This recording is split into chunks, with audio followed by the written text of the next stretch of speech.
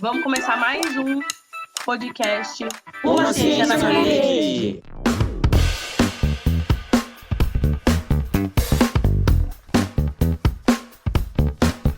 Boas noites, boas tardes e bons dias. Tudo bem com vocês? Eu sou a Tainá, faço Ciências Sociais na Unesp de Marília. E boa tarde, bom dia, boa noite para todo mundo. Meu nome é João Pedro, eu sou estudante do 3º ano do ensino médio na Escola Baltazar, aqui em Marília. E no podcast de hoje, de Uma Ciência na Rede, a gente vai falar um pouco sobre a uberização do trabalho e como tudo isso tem impacto direto em nossas vidas. Para isso, chamamos o Breno, que é graduado em Ciências Sociais pela Unesp de Marília, a Débora, estudante também de Ciências Sociais pela Unesp de Marília, e o Renaquel, bacharel em Ciências Sociais pela Unesp de Marília. A galera que já tinha nos acompanhado anteriormente, nos podcasts que eu e a Tainá fizemos, lembro que ao introduzir o podcast sobre o núcleo de ensino, do ensino que fazemos nos anos anteriores, no decorrer da conversa saiu do tema, no meio do nada, o tema da uberização. A gente ficou muito engajado a fazer sobre esse tema. E, pois bem, hoje estamos aqui com esse grupo de integrantes para falar sobre um pouco dessa discussão quentíssima e muito polêmica. E vamos começar apresentando nossos participantes do debate de hoje. E aí, Débora, fala um pouco pra gente sobre você.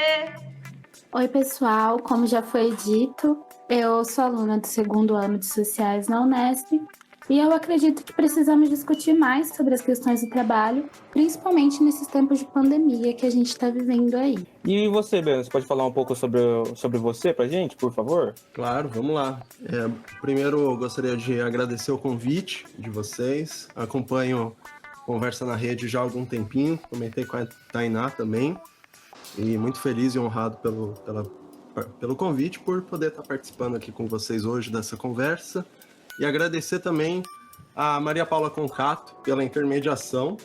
E, bom, como vocês falaram, eu sou formado em Ciências Sociais na Unesp de Marília, fiz o bacharel e a licenciatura. E agora eu estou fazendo mestrado em Antropologia Social pela Federal de Santa Catarina, que está sendo aí um desafio nesses tempos pandêmicos. E eu acho que é isso, conversar um pouquinho aí sobre uberização. Foi até interessante porque entre julho e agosto participei de uma oficina de audiovisual da USP, e aí a gente foi fazendo várias dinâmicas e caímos num grupo, e aí no final a gente conseguiu produzir um doc sobre os entregadores brasileiros lá em Dublin, que foi algo muito legal, porque um dos participantes do grupo, o Renan, ele estava fazendo pós-doc por lá e teve essa possibilidade, então tem bastante a ver aí com o tema de hoje. Então, qualquer coisa a gente comenta um pouquinho mais pra frente. E é isso, sem me estender muito. Ai, que legal, Breno. Eu não sabia que você estava nesse processo aí na feitura de um mestrado. Que legal. Eu imagino que nessa época que vivemos hoje, as coisas se intensificam ainda mais, né? Principalmente por a gente não estar conseguindo assimilar tudo, ou quase tudo das nossas vidas. Parece que o nosso trabalho ele só aumentou. E aí, o Renan estava achando que ia ficar de fora, né? Então, Renan, fala um pouco pra gente sobre você, pra gente começar aí a botar fogo nessa discussão. Olá a todos e a todas. Agradeço o convite por fazer parte aí do podcast Uma Ciência na Rede. Um projeto tão importante que une aí os estudantes de graduação e os alunos do ensino em médio ensino público. Igual vocês falaram, eu sou formado em bacharel em Ciências Sociais pela Unesp de Marília. Fui um dos fundadores do Movimento Socialista Alternativo lá em 2019. Fui também um fundador da Casa de Cultura Sociedade Alternativa, na Zona Leste de São Paulo. Sou bacharel em Ciências Sociais, com ênfase na área de Ciência Política. Fui redator da revista Caros Amigos. Atualmente eu sou colunista do jornal Balaiado. Faço a licenciatura nas Ciências Sociais e presto mestrado no programa de pós-graduação de Ciências Sociais na Unesp de Marília, estudando a categoria de Ideologia no livro A Ideologia Alemã, de Marx e Engels. E agradeço aí por fazer parte desse projeto. O nome dele já é muito expressivo. Quando me fizeram um convite, falaram que se eu poderia fazer parte aí do podcast Uma Ciência na Rede, só pelo nome já deu vontade. Até porque nos tempos que a gente vive, a ciência ela é completamente abolida dos debates, principalmente no governo que a gente vive. E eu aceitei o convite inicialmente só por conhecer o nome do projeto. Assim que eu fui analisando e vendo como o podcast funcionava, fiquei ainda mais feliz de fazer parte disso. E vamos fazer esse debate aí sobre a questão da uberização. Então vamos começar logo esse bloco, porque eu tô ansiosa, não sei vocês, mas eu já tô bem ansiosa. Desde o podcast que a gente produziu sobre núcleo de ensino, onde veio à tona esse tema da uberização, né? A uberização do trabalho, a gente precisava terminar, encerrar o podcast, estava muito longo, mas ao mesmo tempo a gente não conseguia parar de falar sobre o tema, para ver essa importância aí como ele atinge as nossas vidas, né? Então, afinal de contas, o que é essa uberização do trabalho? Ela acontece no Brasil e por que falar sobre ela? Aí eu vou colocar para vocês que eu estava vendo um evento que estava acontecendo essa última semana, que era sobre o seminário de trabalho, né? E uma das falas do professor Said foi que parece que a gente está voltando aí séculos atrás, porque a gente está falando sobre trabalho e como a gente está falando dessas relações, né? Como elas vêm se dando, o que vem acontecendo nas modificações das relações de trabalho. Parece que a gente tem voltado aí, sem brincadeira, alguns séculos aí. Não sei se 1,5, 2. Então, bora aí. Para que a gente falar sobre a uberização? Vamos começar esse bate-bola, então. Gostaria de fazer a introdução para a gente entender o que de fato é a uberização no trabalho. Eu cito aqui uma metáfora do Ricardo Antunes, que é professor da Unicamp, em que ele diz assim: na escravidão, o senhor de escravos comprava o escravo ou a escrava. Na terceirização ou na uberização do trabalho, ele aluga. O que o Ricardo Antunes quer dizer com isso? Para a gente entender o que é a uberização do trabalho, primeiro a gente tem que entender o que é uberização e depois o que é trabalho.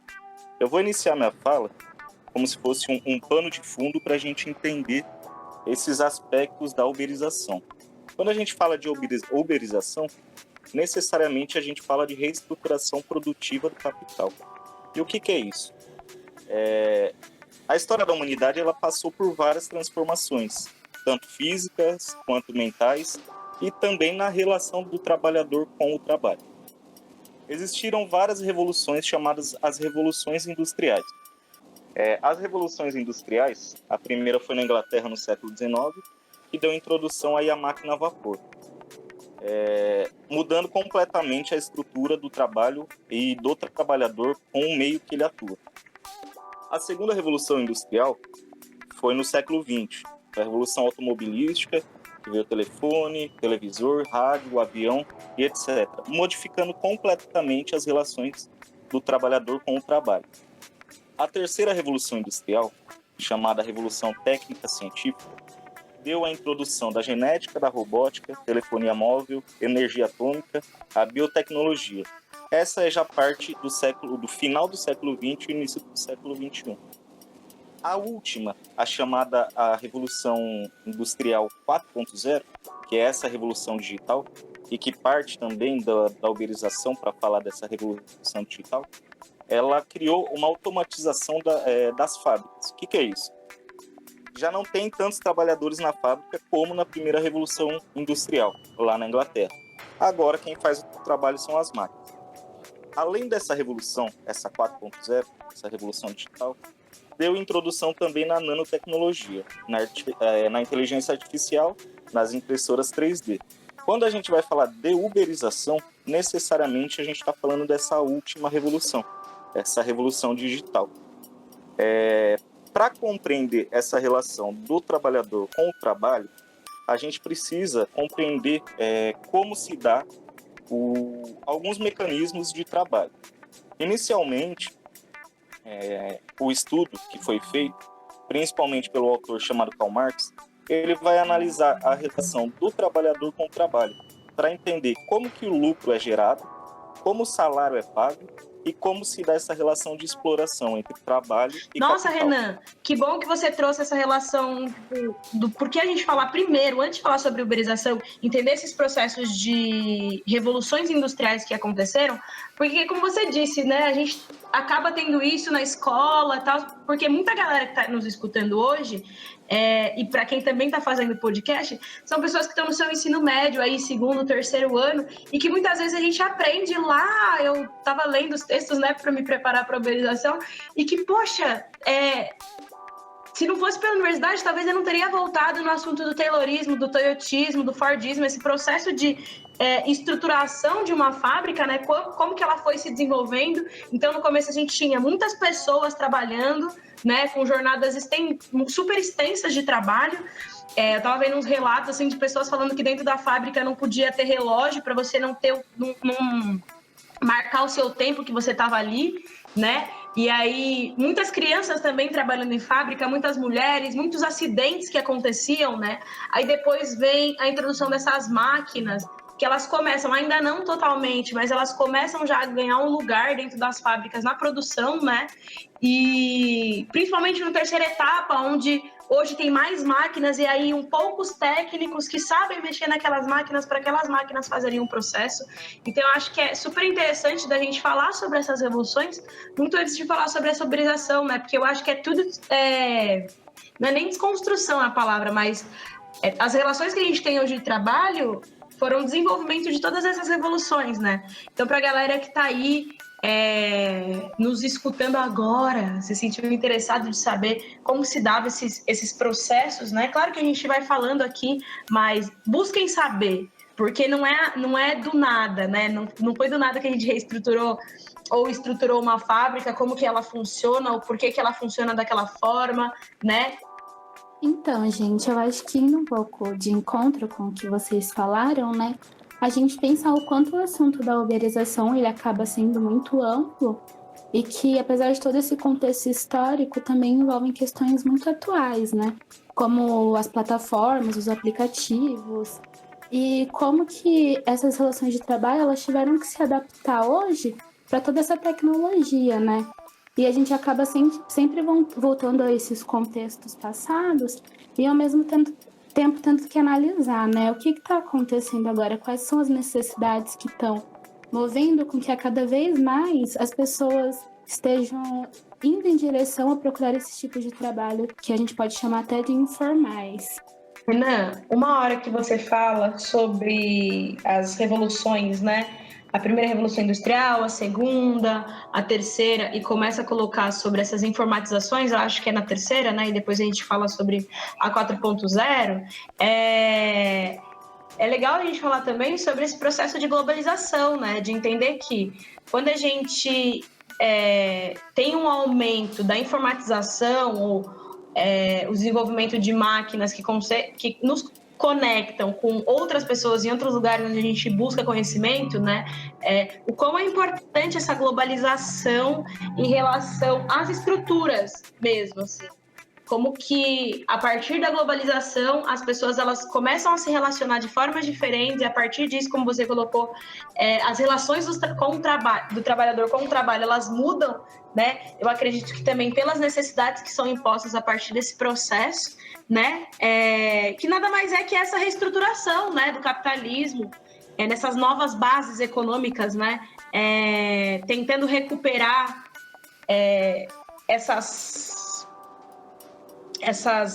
eu acho que é só um acúmulo, né, dessas décadas anteriores aí. E não só econômica, porque eu acho que isso é muito importante, que a Débora e o Renan já colocaram, né? A gente não está falando só sobre a questão econômica, a gente também está falando sobre as esferas políticas, né, sociais da sociedade envolvidas em todo esse processo. É exatamente sobre isso. Quando se fala de reestruturação produtiva do capital, ela não vincula apenas a esfera econômica. Ela transforma todos os artifícios da sociedade. A arte, a música, a poesia, as formas de relação do homem com a mulher, a forma de relação entre os vários gêneros que existem, tudo é transformado de acordo com essas modificações do capital. A gente pode entender essas transformações do capital em 3 fases. A primeira fase, o capitalismo comercial ou mercantil, que é do século XV ao século XVIII, que é vinculada geralmente às manufaturas, às grandes navegações, né? E em outras localidades buscar materiais brutos, né? Como veio para o Brasil e foi feita uma extração gigantesca de madeira. A segunda fase do capitalismo é a fase do capitalismo industrial, ou industrialismo, que é do século XVIII ao século XIX, é a época da Revolução Industrial, e tem a terceira, em que nós vivemos, que é o capitalismo financeiro ou monopolista. Eu digo também que é um capitalismo imperialista. Ele vem a partir do século XX. Ele é uma ligação entre a especulação financeira e a fusão do capital bancário com o capital industrial. É só para a gente se localizar num âmbito mais geral, antes de falar da uberização, porque a uberização ela parte também desse pano de fundo, aonde estamos inseridos para falar da uberização. É importante a gente saber de onde parte, porque senão a gente pode acreditar que a uberização nasceu de uma necessidade de pedir comida pelo aplicativo. E não é isso. É uma necessidade muito maior. E que necessidade é essa? É a necessidade do lucro. Quando a gente fala de reestruturação produtiva, o capitalista, para manter a sua taxa de lucro, ele precisa remodelar a produção. Com o avanço tecnológico, e aí entra também na questão da uberização, existe um avanço e uma intensificação do trabalho. O que é isso? Antigamente o trabalhador tinha a sua carga horária de trabalho, ele era um trabalhador fabril, por exemplo. Ele entrava às 8 da manhã na indústria e saía às 6 da tarde. E essa carga horária, é bom especificar, que ela foi diminuída através das lutas sociais, principalmente na Inglaterra e na Europa, inicialmente. Isso vem melhorando por conta das lutas sociais, porém, com a necessidade de aumentar a taxa de lucro, foi criada ferramentas que intensificam o trabalho, aumenta a carga horária e remodela e retira os direitos que antes foram conquistados. É importante dizer, quando a gente vai entender o que é esse lucro, o que é essa taxa de lucro, a intensificação do trabalhador, do trabalho para o trabalhador, a gente entender que isso faz parte de uma luta de classes. Ou seja, existe uma classe que é possuidora dos meios de produção e tem outra classe que é possuidora da força de trabalho, que é a classe trabalhadora. A classe trabalhadora tem uma carga horária, faz esse trabalho e, em troca disso, recebe o salário. O salário é uma parte do que foi produzido, é uma parte bem menor do que aquele produto daquela produção. A gente pode pegar como exemplo um produtor de uma cadeira numa fábrica. O produtor dele produz 30, 40 cadeiras por dia. No final desse mês, você soma 30, 40 vezes 30 e vai gerar um montante de cadeiras. O salário dele é muito abaixo do valor da produção dessas cadeiras. O que isso significa? Eu produzo 30, no final do mês eu recebo referente a apenas uma cadeira que eu produzi. Isso daí é o que na economia política a gente chama de mais-valor. Esse é o mais-valor relativo. É a produção do trabalhador na intensificação do lucro dos patrões. Esse é o mais-valor relativo. Existe também o mais-valor absoluto.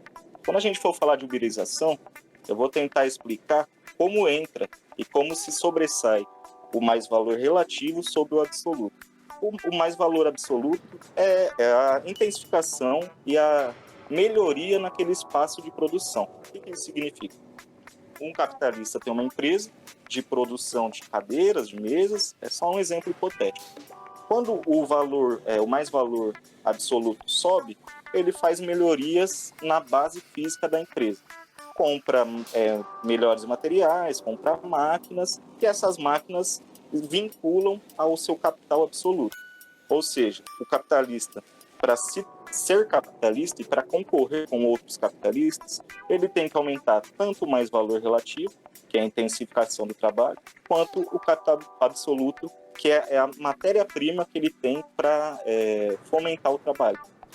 Ou seja, quando a gente pensa o trabalhador, hoje, nos dias de hoje, e principalmente a questão da uberização, existe também extração de mais valor. Ou seja, o trabalhador nesse mundo digital, na era digital, também sofre da extração de mais valor. Mas daí seria um mais valor relativo, diferente acima do mais valor absoluto. Acho que tem uma questão aí curiosa para ser colocada, que vocês mencionaram, que é essa sistema de informação, né? Essa tecnologia informacional que foi sendo desenvolvida não apenas para chegar na internet, mas também as outras tecnologias que existem aí, as máquinas, os carros e tudo mais, né?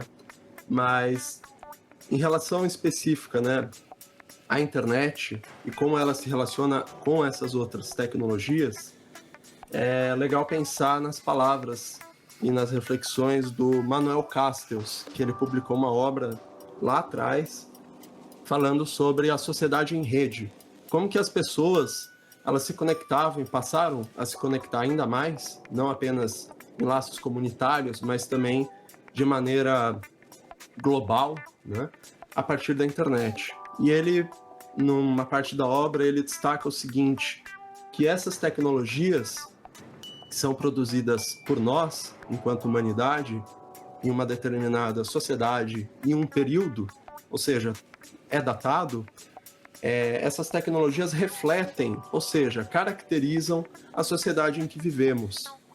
Isso é curioso porque dá para questionar todas as coisas que usamos hoje para entender também a nossa sociedade, seja os aplicativos, seja as redes sociais, que também estão em aplicativos, mas, enfim, né, como que esses dados, né, que a gente vai utilizando, vai produzindo, eles são utilizados.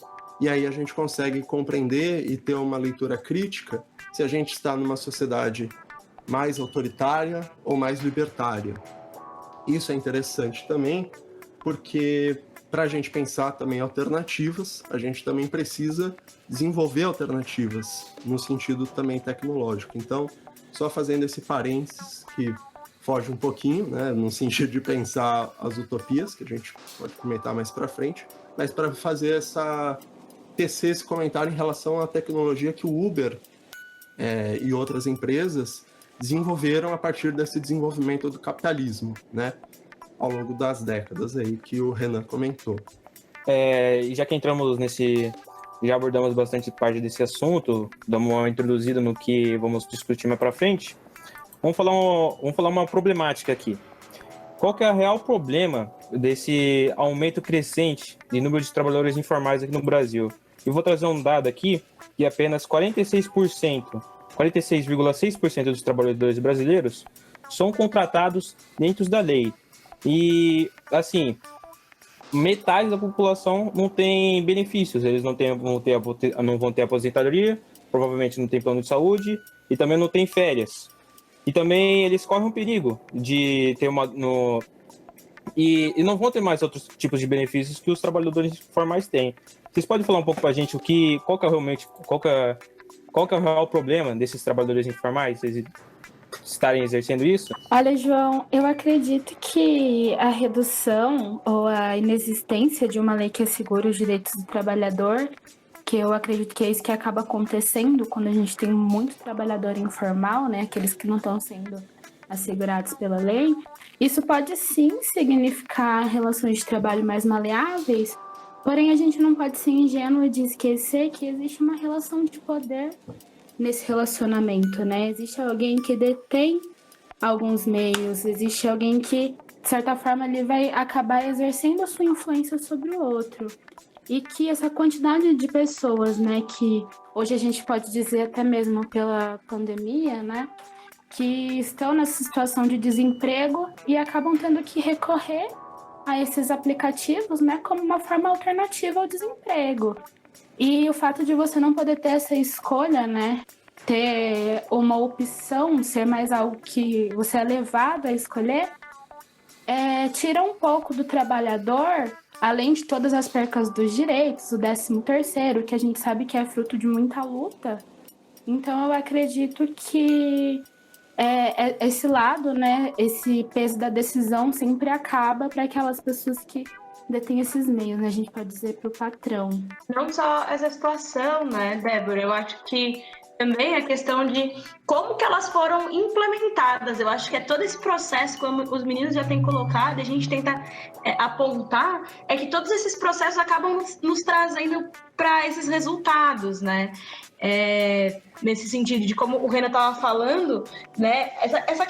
A primeira questão que a gente estava falando sobre o capital constante, né? Que são esses meios de produção e esse capital variável, que é essa força de trabalho. A partir do momento que você está desenvolvendo, você está investindo nesses meios de produção, que você está investindo em máquinas mais avançadas, mais desenvolvidas, e você não está desenvolvendo, né? Você não está investindo naquele trabalhador, né, que está ali todos os dias, diariamente. Há um problema já aí. Ontem eu vi um meme que chega a ser até cômico, né? Que é um trabalhador, assim, a gente não dá para saber onde que exatamente ele trabalha. Só que aí ele tá fazendo uma selfie, um vídeo, aí tem o carro do patrão, que é um carro lá de última geração, não sei o quê. E ele chega e fala assim, tá vendo aquele carro ali? Tipo, meio que filmando ele, o carro, né? Fala assim, olha que bonitão aquele carro. O meu patrão falou que se todo dia eu chegar mais cedo, não me atrasar, fazer todo o meu trabalho direitinho, ele vai comprar um carro melhor do que aquele pra ele, né? Então, até que ponto? Como é que a gente acaba condicionando, né? Essas relações a partir desses não investimento, dessas não sei se não é nem uma questão de acreditar, né? Porque não é uma coisa meio sentida assim, é uma sentida no palpável mesmo, é de saber que tem pessoas, existem os fluxos, né, e as dinâmicas que elas não são pensadas para o trabalhador, ela é pensada apenas nesse lucro que o Renan colocou. Então, quer dizer, o trabalhador está fazendo 30 cadeiras e está recebendo por uma, para onde que está indo essas outras 29 cadeiras? Sem contar que dentro de uma fábrica com 30 funcionários, 30 trabalhadores, significa que o patrão está pagando 30 cadeiras para um total de 30 pessoas.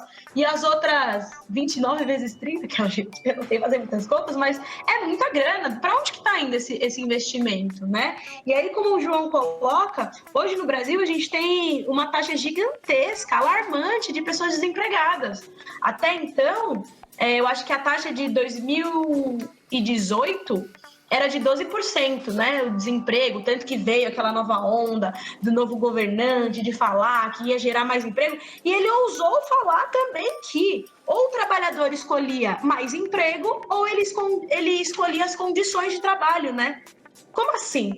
Como assim a gente tem um chefe de Estado que seria, né, ali, elegível e tal, que foi eleito, que hoje tem a titularidade de presidente? Como é que ele chega e fala, né, para os trabalhadores que eles precisam escolher?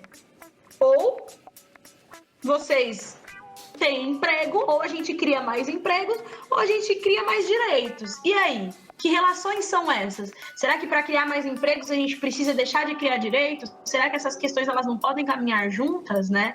E aí a gente tem essa questão das informalidades. E mais importante ainda a gente trazer os dados, né? E comprovações de que no momento que a gente vive hoje, em pandemia, para a galera que está achando que não acabou, a gente está vivendo ainda novas ondas. Na verdade, eu arrisco a dizer que no Brasil a gente não conseguiu controlar a primeira onda, então ela vem só a onda, uma maior que a outra, da pandemia. Significa que várias pessoas, e acho que eu tenho que tomar cuidado com a minha fala quando eu falo que escolheram, porque eu acho que não está numa questão de escolha, né? Eu escolhi ser tal.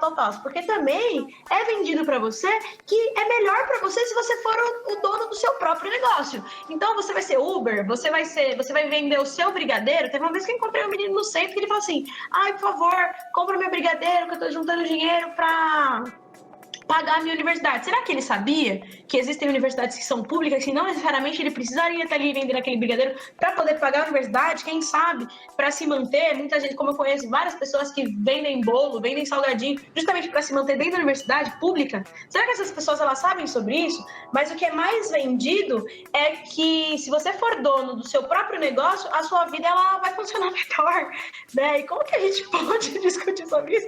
Gente, desculpa estar dando risada, mas é que falando em voz alta, o negócio parece ser mais bizarro do que a gente achava que fosse. Exatamente, Tainá.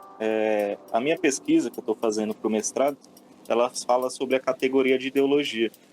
E quando a gente fala da ideologia da precarização, essa é a ideologia do empreendedorismo, que são as pessoas acreditando ser patrões de si mesmas, porque elas já não aguentam mais ser exploradas dentro do trabalho, e elas procuram outras alternativas. Não que essas alternativas sejam boas para elas, mas na cabeça das pessoas criada essa ilusão de que trabalham enquanto eles dormem, na cabeça deles e dessas pessoas que trabalham com isso a fundo, que vestem a camisa da empresa, eles estão sendo o patrão, mas não necessariamente o são.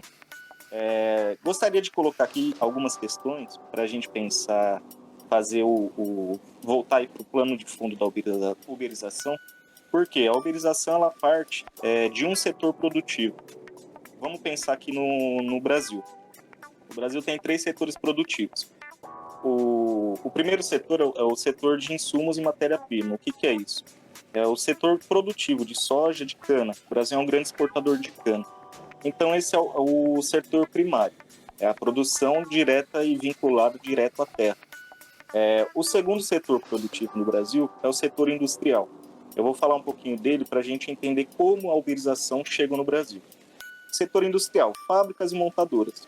Isso foi crescente no Brasil através do Getúlio Vargas, lá em 1940-45. E o terceiro setor, que é o setor da uberização, é o setor de serviços. Hoje, para a gente entender a uberização, a gente precisa entender o setor de serviços e como ele se sobressai nos outros setores. Para entender isso, a gente tem que entender a desindustrialização no Brasil. Tem um texto muito importante do Wilson Cano, chamado A Desindustrialização no Brasil. Esse é um texto de 2012.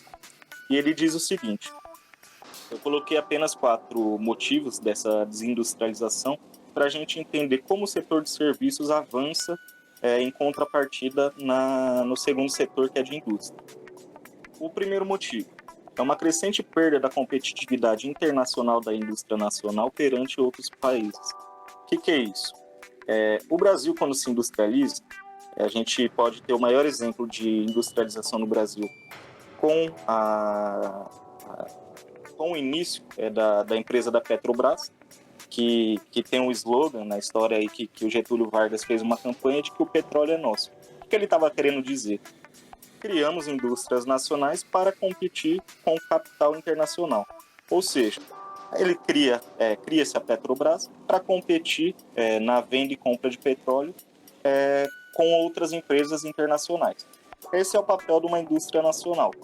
Criar para se proteger do valor externo e colocar o seu preço no mercado internacional. Esse é um dos motivos que ocorre a desindustrialização.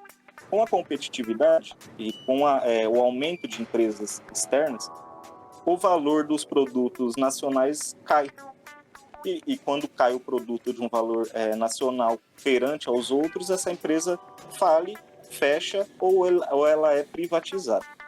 E esse é um dos primeiros motivos da desindustrialização.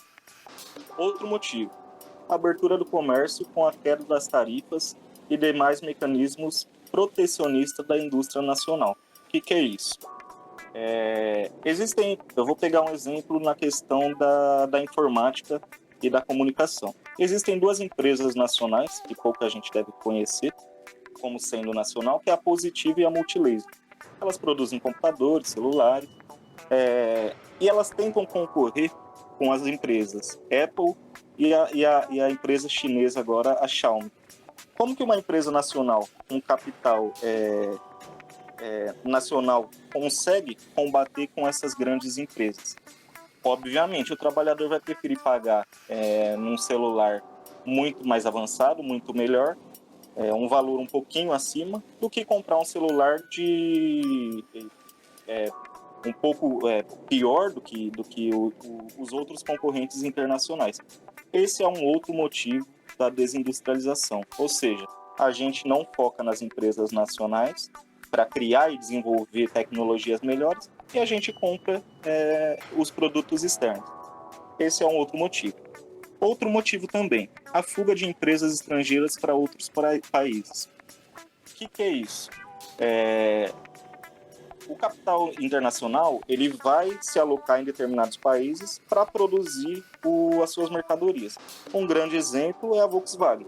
A Volkswagen é alemã, ela entra no Brasil como montadora, ou seja, existem matérias do mundo inteiro que vêm para o Brasil. Ela se alocou inicialmente lá no ABC, vem a matéria desse carro do mundo todo, entra no Brasil através do ABC, o ABC produz aquele carro e já finaliza a montagem desse carro. Por que existe uma fuga de empresas estrangeiras no país? Por conta das leis trabalhistas, essa empresa, que é estrangeira e se aloca dentro do país, ela precisa seguir uma regulamentação, ou seja, a CLT. Ela precisa pagar férias, 13º, precisa ter uma carga horária de trabalho estabelecida entre o patrão, o empregado e o Estado gerindo isso através das leis trabalhistas. Quando empresas estrangeiras que alocavam suas fábricas aqui dentro percebe que é melhor pagar para um funcionário, um trabalhador chinês, trabalhar 16 horas por dia produzindo o mesmo automóvel do que um trabalhador brasileiro trabalhando 8 horas com as leis trabalhistas. E existe uma fuga de empresas do Brasil para outros países. Países como China, Camboja, Filipinas. O capital, o grande capital, né, o americano, o europeu, ele vai alocar suas empresas fora do Brasil, por conta disso. Aí você fala, Renan, que sacanagem, né? Eles tiraram as empresas aqui, acabou os empregos e você acha isso ruim? É ruim por 2 motivos. Primeiro, quando uma empresa de capital internacional entra no país, ela não paga os proventos, seus lucros, diretamente para o Estado brasileiro. Se essa empresa fosse, por exemplo, a Petrobras, e essa é uma grande crítica feita dos cientistas sociais na questão da privatização. Quando você tem uma empresa internacional dentro do país, ou você privatiza uma empresa, todos os lucros não vão para o Estado. Ou seja, o lucro daquela empresa não é revertido na saúde, educação e melhorias nas condições de vida de todos dos trabalhadores brasileiros. Esse capital ele sai do país, por exemplo, a General Motors, tira a General Motors, que ela é brasileira. A Volkswagen, criando esses carros, essas montadoras, vendiam e o seu lucro ia para a Alemanha. A Apple hoje tem uma produção de celulares na China, ela leva os insumos desse celular para ser montado lá na China. O lucro que sai desses celulares vendidos não fica na China, ela vai para os Estados Unidos. E isso aconteceu no Brasil também. As empresas saíram para ir para outros lugares que tinham flexibilização das leis trabalhistas. E um último ponto dessa desindustrialização, para a gente entender, porque o setor terciário, o setor de serviços, é muito maior do que da indústria hoje em dia, é a fuga de capitais e o decréscimo no investimento interno. O que é isso? O Estado brasileiro ele não investe porque o Estado ele parece uma grande empresa. Ele vai investir onde está dando lucro. O que o Brasil faz? Em vez de investir nas empresas nacionais, preferem abrir o Brasil, vamos dizer assim, ele prefere abrir as portas do Brasil para que venham outras empresas. Em vez de desenvolver ciência e tecnologia para criar empresas nacionais e o lucro permanecer no Brasil, ela deixa o capital aberto, o capital vem, trabalha com o que pode trabalhar, tira o lucro do Brasil e esse capital ele sai do Brasil para outros países mais desenvolvidos. E isso é um pano de fundo da desindustrialização no Brasil. Como que a uberização chega? Não tem mais trabalho na indústria, porque as indústrias já não existem mais. A gente precisa gerar trabalho, gerar renda para que os trabalhadores também não morram e para que no cenário político cria-se um aspecto de existem trabalhadores, mas são trabalhadores informais. Quando a gente vê em algumas matérias que são mentiras na TV de que a taxa de desemprego caiu, é uma falácia. Por quê? A base que eles pegam para essa taxa de desemprego cair é no setor de serviços com trabalhadores informais. É trabalho? É trabalho, mas esse trabalho não é regularizado. Era isso que eu queria falar, pelo menos, desse assunto. É um pano de fundo para a gente entender como a uberização se adentra no Brasil. Ô, Renan, é importante você falar sobre isso, né?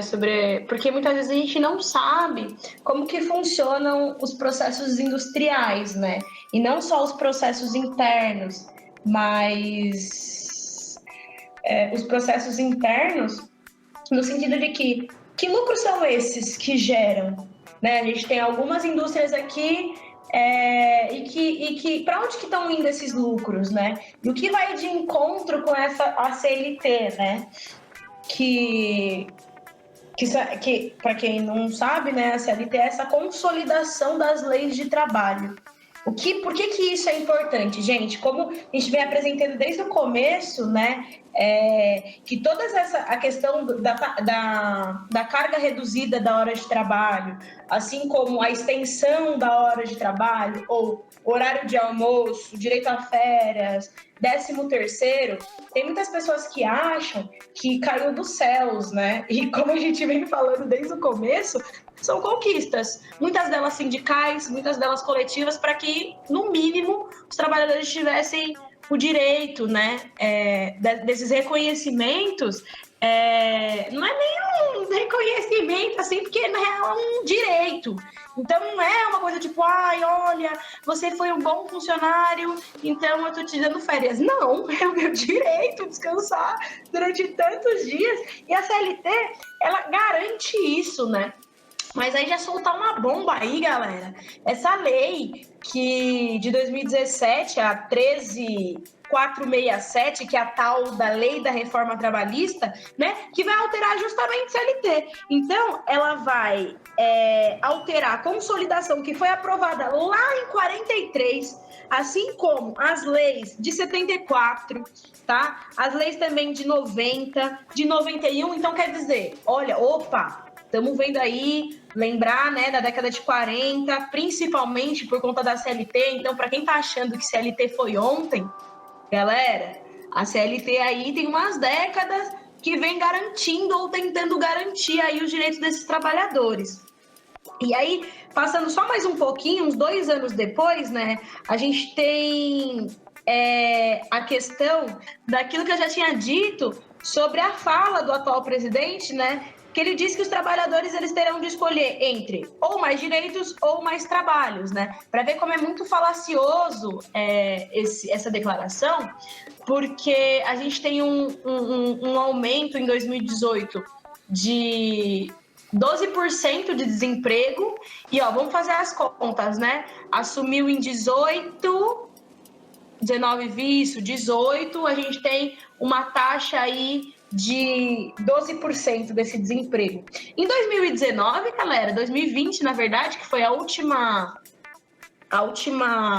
contagem, aí depois eu já vou deixar aqui o site do IBGE, né, sobre essa pesquisa nacional por amostra de domicílios, a PNAD, ela faz todas essas comparações semestrais, trimestrais, mensais, de que no último trimestre, até setembro, a gente tem uma taxa de 14% de aumento de desemprego. Então, calma. Nesses 2 anos, onde era para baixar, né, essa taxa, ela teve esse aumento, então, para que caminho a gente está seguindo? E aí, por que eu estou falando sobre essa fala? Porque, justamente em 2019, sai essa MP 870, né, /19, que ela vai tratar essa reforma administrativa, né, de ter como objetivo, então, E a extinção, galera, a gente precisa falar sobre isso, que isso é muito importante, porque muitas vezes a gente vê, o atual presidente, na sua posse, ele extinguiu tal ministério do meio ambiente, né? A pasta ainda existe, mas convenhamos aqui que esse ministério, ele nem existia, ele existe, porque ele não faz nada em relação ao meio ambiente, na verdade, ele faz tudo para desestruturar, né? O que a gente já vem conquistado há muito tempo, e a gente não pode esquecer que essa MP ela foi responsável também pela extinção, né, do Ministério do Trabalho. E aí a gente precisa falar sobre isso, porque galera que está escutando a gente aqui, é muito importante de que esse Ministério do Trabalho, sabe aquele que fiscaliza essas relações de emprego, né, e que edita essas normas para os trabalhadores, é o Ministério do Trabalho. Então, calma, a gente não tem Ministério do Trabalho, essa pasta ela não existe, ela foi substituída, cortada, e aí foi colocada ela ali numa outra pasta para falar que tem, só para falar que ela existe ainda, né? E aí? Aí entra naquela fala que o João pergunta, mas e aí, gente, por que a gente pode falar sobre esse aumento, né, no desemprego e, consequentemente, para quem está falando, a gente também conhece os termos como freelancer. É importante a gente falar sobre os trampos free, né, os trabalhos free. Tô fazendo um bico ali naquela hamburgueria, eles me contrataram esse final de semana, vão pagar 50 o dia. Poxa, você entra às 5 e sai meia-noite, você vai ganhar R$50 o dia? Ou você entra às 4h30 e sai 2, 3, ou não tem horário para sair, você vai ganhar 50. Então, pode ser que na semana que vem eles não te chamem. Quem é que está assegurando você em relação a isso, né? E aí é por isso que esse aumento, eu só para fechar, assim, né, fazer uma comparação, porque muitas vezes a gente fala sobre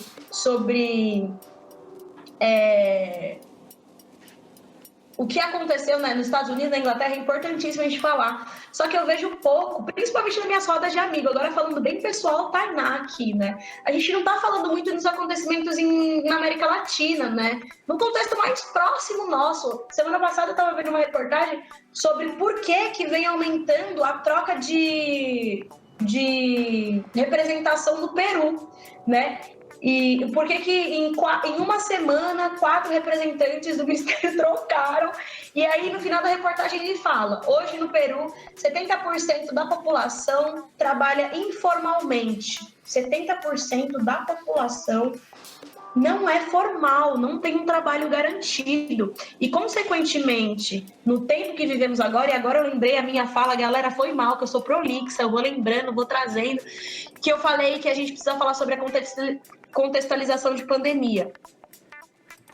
Por no Peru ter 70% de pessoas que estão hoje nesses trabalhos informais, a maioria da contaminação de coronavírus ela se propaga principalmente nesses 70% de trabalhadores informais.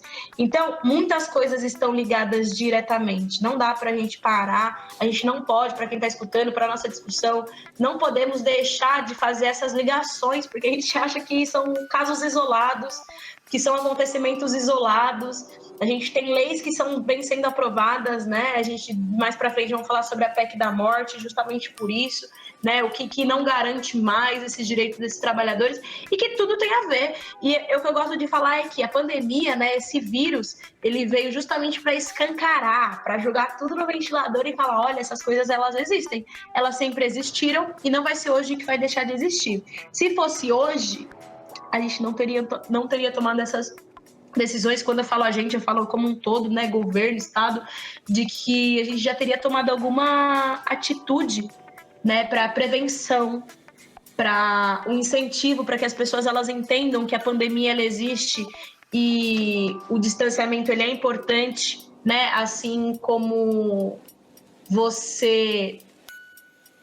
Claro que tem pessoas que não têm essa possibilidade, né? Que são também as pessoas informais, mas também aquelas pessoas que têm um trabalho que não é valorizado, que não tem a possibilidade de ficar em casa. Mas para quem pode ficar em casa, fique em casa, sabe? Uma coisa assim, né? Vamos fazer uma base aqui de que é real. E se não fosse real, a gente não teria muitos testes vencendo, né? A gente já teria disponibilizado esses testes para a população que está aí saindo para trabalhar, que não tem a possibilidade de ficar em casa. A gente não está fazendo isso. O Estado como um todo está privando todos esses testes, está apodrecendo, esses testes vão apodrecer e as pessoas não saberão se elas tiveram, se elas têm. Então tá tudo ligado, gente. Então, Tainá, eu estava aqui lembrando que você tinha falado desse discurso e depois o que o Kel muito bem complementou sobre essa reestruturação e como isso se dá também aqui no Brasil, desse discurso meritocrata, né? E dessa questão de como esse discurso que é vendido, né, traz dentro dele uma ideologia que a gente precisa identificar, a gente precisa reconhecer, criticar e pensar outras possibilidades.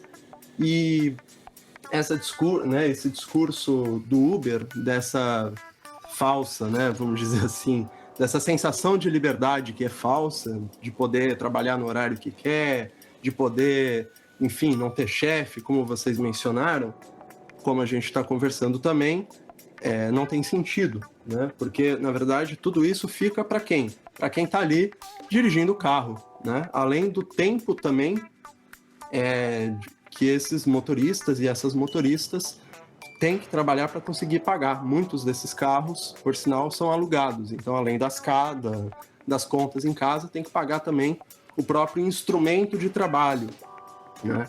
E, enfim, essas horas passam entre 10 a 12 horas por dia de trabalho no Uber para conseguir fechar essa conta.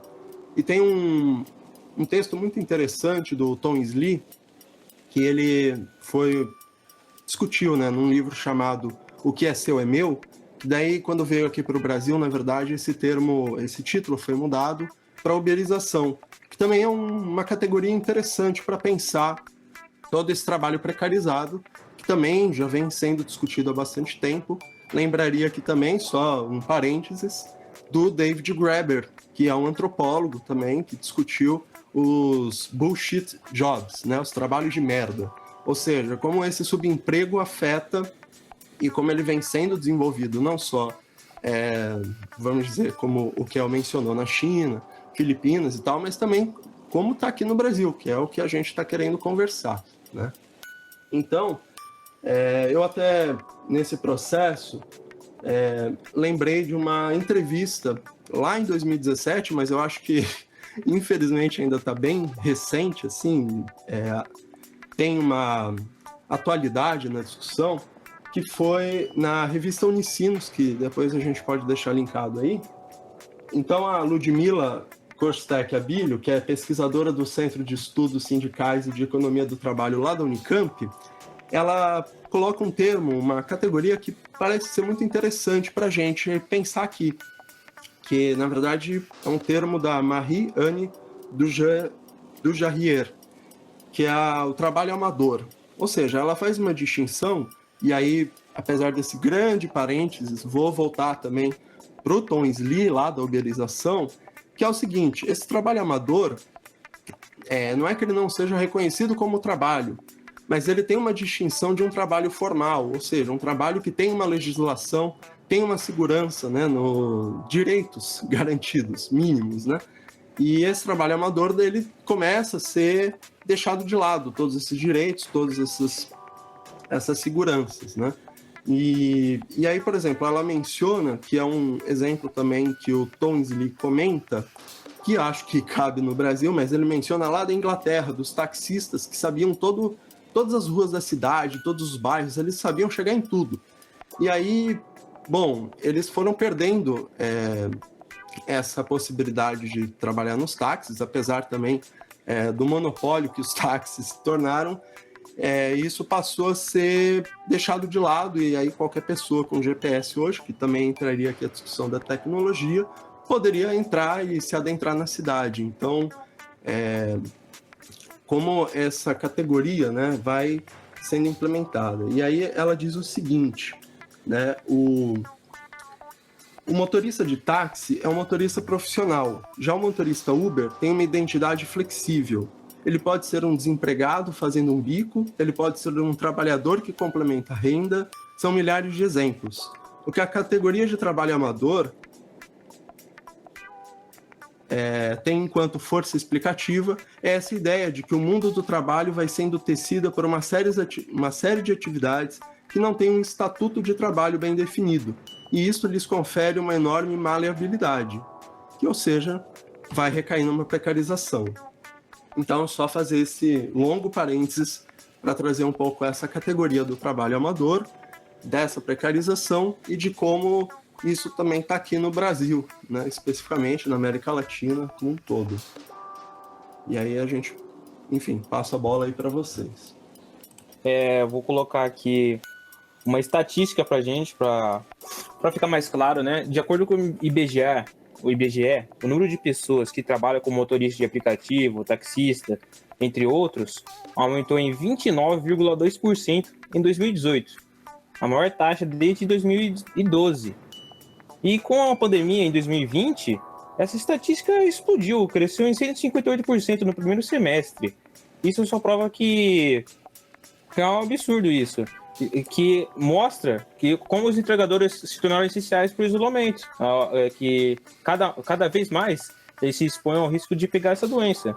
E que conforme a internet, né, com os aplicativos que mostram tudo que você pode comprar, houve uma oferta maior de demanda, que de acordo com isso, os entregadores eles têm que trabalhar mais horas para garantir o sustento do dia, da semana. Isso só mostra como que cada vez mais está se agravando essa situação, né? Então, como que vocês acham que, de acordo com essas estatísticas, traz para a nossa realidade? Como que fica o cenário trabalhista para a gente, para os trabalhadores informais? E como que você acha que pode melhorar a vida do trabalhador informal, né? E aí? Ô, João, inclusive, sobre o que é colocado, né? Como a gente pode melhorar a vida desses trabalhadores informatizados. E a gente pode pegar na internet notícias. A gente tem notícias de trabalhadores que acabam sofrendo acidente no trabalho fazendo uma entrega, por exemplo. Que teve o caso do ano passado, do rapaz que estava fazendo entrega por um dos aplicativos e ele teve um AVC, né? E o SAMU demorou para chegar, o motorista do Uber não quis levar o rapaz, o entregador que estava fazendo essa entrega, para o hospital. Ele teve ajuda do cliente, mas ao mesmo tempo a empresa ela não cancelava a corrida, então ela não se responsabilizava.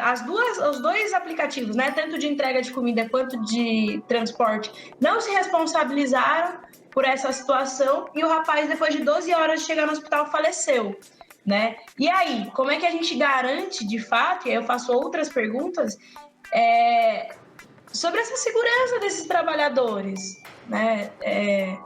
A necessidade de ter leis que assegurem. Se eu não me engano, essa discussão ela vem sendo feita nos Estados Unidos antes de 2000, em 2006, 2007, 2008. A gente está em 2020 falando sobre os mesmos problemas. Não significa que estamos não é nenhuma questão de estamos depois ou não estávamos falando. A gente estava falando. Só que, será que tudo que a gente vinha falando, se a gente tivesse efetivamente feito coisas que modificassem, a gente teria assegurado a vida desse trabalhador? E eu não tô dizendo que ele é o único, não, gente. É colocar lá, ó, pra galera que tá escutando, coloca lá na internet, faz uma busca. Acidentes no trabalho com motoristas de aplicativo. O tanto de acidente que a gente tem e o tanto de tirar a responsabilidade das empresas que tem também, né? Porque é muito mais fácil você não empregabilizar essa pessoa, como o Breno colocou, né? Existem vários perfis. Tem aquela pessoa que está desempregada, tem aquela pessoa que está fazendo a corrida para poder pagar o aluguel ou a parcela do carro, tem aquela outra pessoa que está complementando a renda. Então, para a empresa, para o aplicativo, é muito simples. É só um cadastro. Para que ele vai se preocupar, de fato, com a saúde daquele trabalhador? Né? Eu sempre busco, quando eu pego esses aplicativos aí de corrida, às vezes eu tô muito na bad, eu não gosto de conversar, mas como vocês puderam perceber, eu falo demais, né? E eu adoro falar demais, eu acho que isso não tem problema nenhum. Então, inclusive, pessoas que estão nos escutando e você fala demais, não se sinta sozinha. tá? Eu gosto de conversar com os motoristas, né? E de saber que horas que eles entraram, que horas que eles vão sair. Eu acho que ficou meio que automático, assim, fazer essas perguntas. E de entender melhor, né? Tem uma vez que eu encontrei com um motorista e ele falou... Tava atrasada. Eu, inclusive, tinha perdido meu busão. Mano, foi aquele dia foi osso, galera. Eu pego 2 busão para trabalhar. E aí eu perdi o segundo busão e aí já tava em cima da hora, como sempre, porque a gente teve uma redução, né? Na frota de ônibus aqui na cidade, acredito que na cidade de vocês que estão escutando também houve essa redução, então a gente também precisa falar sobre o desemprego dessa galera, né? Houve uma redução de transporte, mas e os outros motoristas? Será que eles ainda existem nessas empresas? Vamos pensar sobre isso também, né? E aí tá com um tempo maior para pegar os ônibus. E aí eu acabei perdendo esse segundo ônibus, tive que pedir aplicativo, porque se eu não batesse o ponto no horário, já sabem, né? E aí eu conversei com ele ia entrar às 7 e sai às 7 da noite. E aos finais de semana, que naquele dia era uma sexta, ele ia até às 3 da manhã. Falei assim, nossa, mas você vai entrar às 7 da manhã e vai até às 3, né? Ele, é que eu faço meu horário, então eu saio às 3 da manhã, mas sábado e domingo eu não trabalho. Aí eu fiquei, dá pra descansar, né? Mas será que dá pra descansar mesmo, gente? Eu acho que é muito ilusório, né? Eu acho que aconteceu um acidente, né? Sei lá, uma batida, um assalto. Quando eu morava em João Pessoa, a mesma coisa. O tanto de motoristas que a gente já pegou e falaram, fui assaltado, fui levado por ele do nada, me roubaram tudo. E imagina se tivesse acontecido coisas piores. Quem é que vai assegurar aquela família? É muito complicado. Eu não consigo te responder, João, especificamente como que a gente pode modificar a vida desses trabalhadores. Eu fico sem palavras.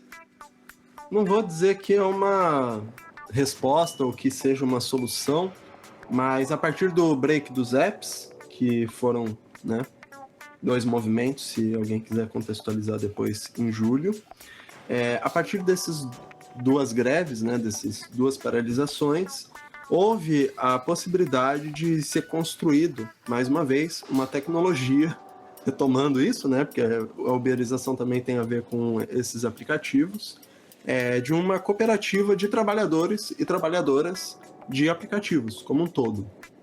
Especificando, né, aplicativos de entrega e aplicativos de corrida, de transporte. Então, talvez, não que seja a melhor solução, mas uma cooperativa pode ser uma possibilidade de retomar esses direitos desta classe em específica, né, de trabalhadores e trabalhadoras, de aplicativos, enfim, para essa situação. Mas aí como isso vai ser feito, como isso vai ser construído, como que pode garantir os direitos, é uma outra discussão, mas está em pauta aí algo bem novo, né? Que acho que está sendo desenvolvido, ainda não tive muitas informações a partir aí de setembro e outubro, né? Então já faz um tempinho, mas acho que é uma ideia bem legal. Feita pelos próprios entregadores, né? Breno, você acha que é possível o Uber virar um trabalho mais formal? Eu acho que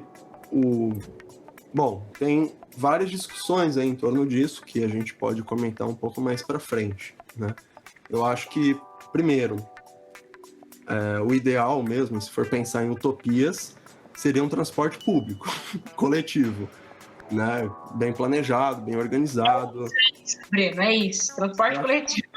Para todos, né? Todos, todas e todos de maneira segura. Agora, claro, frente à precarização, essa situação de falta também, que o Renan pode comentar depois melhor sobre neoliberalismo, ideologia, Estado e como isso faz parte, né, do capitalismo e dessa contínua precarização, eu acho que é possível pensar uma forma, talvez muito temporária, de garantir mais direitos para essas pessoas, né? Enquanto que se repensa o próprio planejamento urbano das cidades. E aí que é algo um pouco que é possível, mas que leva um pouco mais de tempo, né? Então eu acho que sim, dá para pensar alternativas, eu acho que tem como. Até porque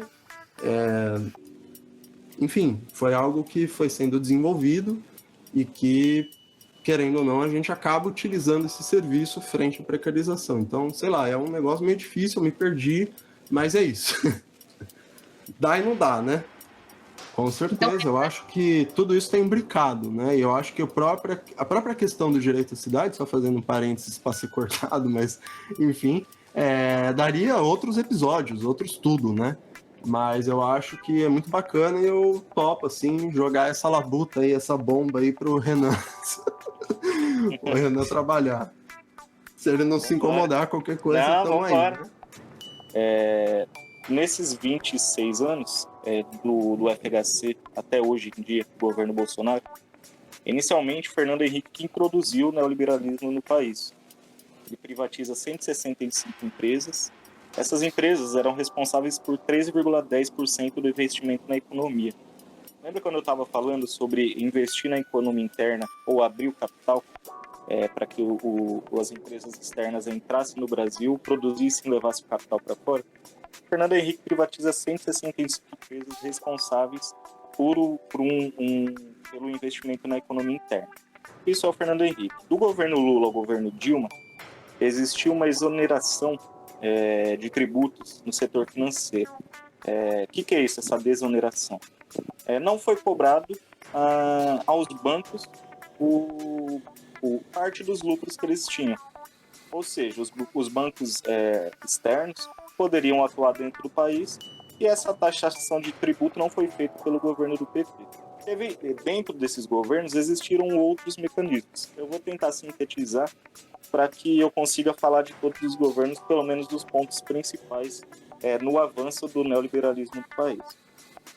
Com o impeachment da Dilma, que todo mundo já ouviu o golpe com o Supremo com tudo, foi literalmente para avançar a pauta neoliberal no país. O Temer é um fantoche de uma pauta neoliberal que vai fazer o quê? Implementar a reforma trabalhista. Isso vai retirar a maior parte dos direitos dos trabalhadores conquistados ao longo dos anos no país. Além de abrir ainda mais a economia do país para o mercado externo. No governo Bolsonaro agora, antes de falar do governo Bolsonaro, no governo Temer, foi implementado a famosa PEC do fim do mundo. O que é isso? É um congelamento de investimento nas áreas de saúde, educação, saneamento básico. Houve um corte de 20 anos, isso foi uma proposta aprovada, de corte de investimento ao longo de 20 anos. Ou seja, é um neoliberalismo entrando, cortando direitos dos trabalhadores e abrindo o capital brasileiro. Essa é a famosa liberdade econômica. É uma liberdade econômica, não é para os trabalhadores, nem pense nisso. O governo Bolsonaro intensifica e aprofunda as relações neoliberais no país. Como? Com a reforma da Previdência, modificado o tempo de aposentadoria para homens e mulheres. Houve uma desregulamentação das leis ambientais, ou seja, agora pode usar 400, 500 formas de matar as pessoas com os inseticidas na produção agrícola. Não é inseticida, Qual é o nome? Me perdi. Pesticida. Agrotóxico, isso. Então teve essa desregulamentação das leis ambientais, permitindo a expansão dos agrotóxicos na produção de alimentos. Houve também um marco do saneamento básico. O que é isso? É a privatização do saneamento básico. E também tem um outro marco legal do gás natural. Nada legal, porque é uma privatização, uma tentativa de privatização do gás natural. Assim como a lei da liberdade econômica. A gente vê, desde FHC até o governo Bolsonaro, intensificando o neoliberalismo, ou seja, fazendo com que o Estado não intervenha nas políticas econômicas para que o capital tenha essa liberdade de fazer o que quiser. Ou seja, a uberização, ela parte desse cenário neoliberal onde as leis trabalhistas são afrouxadas, ou seja, não há mais um respeito aos trabalhadores, a sua função de trabalho, e acarreta em outras formas de trabalho. Então, no governo Bolsonaro, é intensificado e aprofundado o neoliberalismo no país. Ocorreu a reforma da Previdência, que mexe na aposentadoria, modificando o tempo dos trabalhadores para se aposentar. Houve uma desregulamentação das leis ambientais, permitindo aí o avanço do agrotóxico nos alimentos. Hoje, se eu não me engano, é aprovado e os produtores podem utilizar aí até 470 tipos de agrotóxico na comida que a gente come. Houve no governo Bolsonaro um marco do saneamento básico, que é praticamente uma forma de privatizar o saneamento básico no país. Houve também um marco legal do gás natural, que é uma tentativa também de privatizar o gás do país. E também teve uma lei aprovada chamada Lei da Liberdade Econômica, que nada mais é do que deixar às claras o neoliberalismo no país. Quando isso acontece, desde o FHC até o governo Bolsonaro, a gente tem 26 anos dessa pauta, dessa agenda neoliberal no país. A uberização e a forma de trabalho que se dá na precarização do trabalho nos aplicativos, aí eu respondo a pergunta do João, qual é a saída que a gente tem para que a gente não sofra essa precarização de trabalho. O Breno falou sobre o break dos apps e o surgimento de cooperativas através de aplicativos autônomos. Surgiu uma proposta no break dos aplicativos, entre os membros, que fosse criado um aplicativo autônomo de entregadores. Essa é uma das saídas. E eu vou tentar melhorar essa proposta, até para a gente pensar junto. É impossível pensar o combate à precarização do trabalho sem que o trabalhador decida a sua forma de trabalhar. O que eu estou querendo dizer? Necessariamente, para a gente burlar ou ir na contramão dessa precarização, a gente tem que determinar a forma que a gente vai fazer. Existem várias formas ao longo da história. A empresa chamada Flasco é um grande exemplo, que quando a empresa de capital fechado, o capitalista e o trabalhador faziam suas atividades, quando essa empresa fecha, os funcionários decidem o quê? A gente vai manter a empresa com a nossa gestão.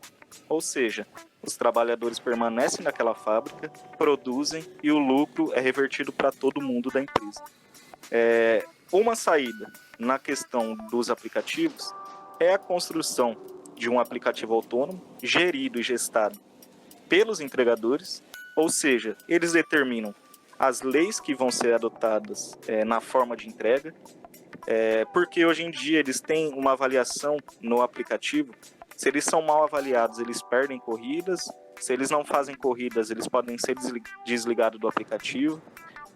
Então a saída é isso. É uma gestão dos trabalhadores para os trabalhadores. E uma saída mais imediata, antes da instituição ou criação desse aplicativo autônomo, é a regulamentação da Uber e das empresas de aplicativos no país. Ou seja, o Estado deve intervir nas políticas desses aplicativos para os trabalhadores. O Estado deve regulamentar, ou seja, determinar o que a empresa pode fazer ou não com o trabalhador. Por quê?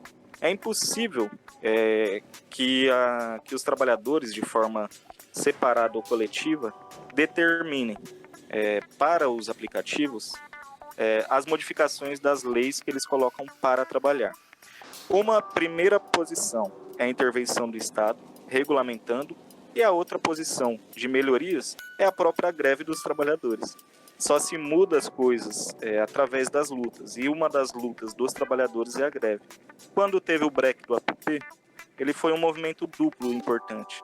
Uma, para demonstrar que aqueles trabalhadores não tinham aquela ideologia do empreendedorismo, ser patrão de si mesmos, eles sabiam quem estavam explorando eles, e através da greve, essa comunicação entre os trabalhadores gerou novas formas para resolver o problema. Então, esse movimento duplo, de reivindicação e de conscientização de que parte que a gente está no trabalho, se a gente é patrão ou empregado, e também na greve para demonstrar que, se a gente não trabalhar, vocês não lucram. Isso que foi a maior experiência aí do break dos apps. Renan, eu acho que eu queria falar assim, eu acho que fecha a sua fala, né, pra gente pensar sobre outras perspectivas, mas eu fiquei muito pensando e eu fui pesquisar, né, já que você citou um pouco sobre essa reforma da Previdência, né, a contra-reforma da Previdência, eu fui pesquisar e fazer as contas, Renan, porque assim, e pra galera que tá todo mundo aqui acompanhando a gente até agora, galera, o que aconteceu? Que a gente chama isso da PEC da morte, né? No sentido de que muda a relação de aposentadoria daquele trabalhador, né? Pelo tempo trabalhado. Então, o que vai acontecer? Né? Os anos de serviço trabalhado, eles não vão ser necessariamente o que vão contar para a sua aposentadoria, e sim a idade mínima. Então, como eles separam, né? Homens e mulheres, a idade mínima para homem é 65 anos e mulheres 62. E, para além disso, mais 15 anos de tempo de contribuição para mulheres e 20 anos de contribuição para homens. Então, dentro desses 60 anos dos homens, 20, no mínimo, tem que ser de contribuição. Tá? E por que eu tô falando sobre tudo isso? Porque, gente, não sei se vocês vão entender essa minha indignação, mas assim, esses anos, e aí eu fazendo as contas, eles garantem apenas o recebimento dos 60% da média salarial. Ou seja, quem quiser se aposentar com 100% dessa média, né, da média dos salários, tem que contribuir por 35 anos, as mulheres, então aqueles a mais, né, o tempo trabalhado, 35 anos ou 40 anos o homem. E por que eu tô fazendo todas essas diferenciações e como coloca essas novas PECs? Porque tá bem explícito de que homens tecnicamente têm que trabalhar mais. Aí eu queria só puxar uma questãozinha de gênero aqui, porque nossas discussões elas não podem não ser isso, né? Como o Renan e o Breno colocaram, todo mundo colocou no começo, que é uma discussão também de classe, a gente também precisa falar sobre gênero, que indica que os homens, eles são considerados mais fortes para o trabalho, né? Então, por isso que tem um tempo a mais. E daí eu pergunto, tanto para os nossos convidados, como para quem está nos escutando. Vocês viram aquela notícia que saiu no final do ano passado no G1, dizendo que o morador da cidade de Tiradentes, ele vive em média 23 anos a menos que o morador de Moema, em São Paulo. Ou seja, uma região periférica tem a possibilidade de ter uma média aí de vida 23 anos a menos do que quem não vive na periferia, né? E aí, significa que a expectativa, né, média de vida em Moema é de 80 anos e da cidade de Tiradentes cai para 57. Então, quer dizer, aquele homem ou aquela mulher que necessariamente tem que se aposentar com 65 anos ou 62, nessa média já não entra, né? Para a gente entender que, significa então sim, que tudo que a gente está discutindo aqui é sobre a gente, como é que afeta diretamente nas nossas vidas, né? Ou se a gente pegar também o mapa da desigualdade, dizendo que a vida na periferia de São Paulo, e isso a gente pode achar o mapa da desigualdade em todos os estados, viu, galera que tá escutando aí, tá? Na periferia, em média, 23 anos mais curta, né, como eu já falei, do que em bairros nobres. Gente, eu não sei assim, mas eu gostaria só de expressar essa minha indignação, porque é totalmente relacionado quando a gente fala sobre essas pessoas que não têm os seus direitos garantidos, ou aquelas que têm a carteira assinada, mas aí elas têm que trabalhar até quase 70 anos, e sabendo que muitas pessoas advêm da classe trabalhadora não mora nos bairros nobres das cidades, significa que, eu não sei as conclusões que a gente pode chegar. Eu acho que essas propostas que os meninos deram sobre como a gente pode melhorar, né, essas vidas, elas são super válidas. A gente precisa começar a pensar sobre isso, porque eu acho que as pessoas, elas não é que não pensaram, mas muitas vezes a gente acha que não tem solução, o negócio está dado. Tá dado, como, né, o atual presidente falou, as mortes elas aconteceram porque elas têm que acontecer. Não! A gente consegue, né, dar um corte aí, a gente consegue cortar esse número, né, tirar aí uma porcentagem dessa situação que a gente vive hoje. Só queria, assim, externalizar a minha indignação, viu? Porque, lendo tudo isso, eu fiquei pensando, não, vou ter que fazer essas contas.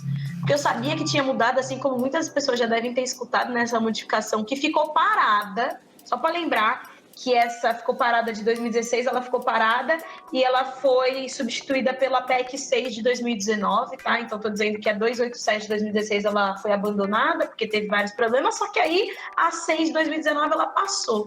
Então, só essa minha indignação mesmo. Você vai... E aí você vê vários atos, né, onde as pessoas elas levam os cartazes. Eu não quero morrer trabalhando, né? Eu não quero trabalhar até morrer. Como tudo isso faz sentido, porque muitas vezes a gente não pesquisa, muitas vezes a gente só escuta falar: você viu que saiu aquela PEC, você viu que foi aprovada aquela MP, e daí? Vamos falar mais sobre isso quando? Eu tenho a impressão de que, quando a gente estava falando sobre a informatização, né, sobre a possibilidade dos nossos acessos eles terem aumentados, e é o que eu sempre converso assim com as pessoas mais próximas a mim, de que a gente tem as informações na palma da nossa mão. E parece que os incentivos para que a gente saiba das coisas, eles vêm se minando ainda mais, né? Então é só isso. Foi mal, galera, aí fazer essa implosão. E defendo o SUS. Defendo o SUS porque ele não pode ser a próxima privatização, galera. Não tem como, não dá mais.